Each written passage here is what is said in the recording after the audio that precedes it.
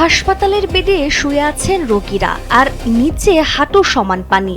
এমন দৃশ্য দেখে বন্যা কবলিত কোনো অঞ্চলের কথা মনে হতে পারে, কিন্তু তেমন কিছুই না। গতকাল রাতের বৃষ্টিতে কুমিল্লা সদর হাসপাতালের চিত্র এটি। কয়েক ঘন্টার বৃষ্টিতে হাসপাতালের আশেপাশে থাকা গাড়ির অর্ধেক তলিয়ে যায়। যেদিকে চোখ যায় সেদিকে শুধু পানি আর পানি। এক্সপার্ট ইঞ্জিনিয়ারদের দক্ষ হাতে দেশের মানুষকে প্রতিদিন সুরক্ষিত রাখার প্রত্যয় নিয়ে এলো সেফ সার্কিট ব্রেকার।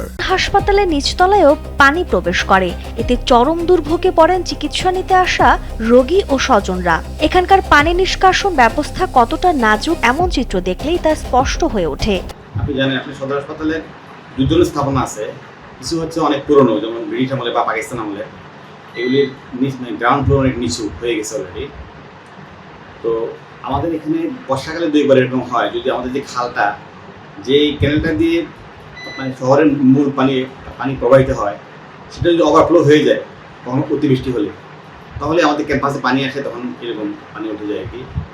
তো এই বছর অত বেশি ওঠে নাই, গতকাল অল্প উঠেছিল এবং খুব দ্রুত আবার সেই পানি চলে যায়।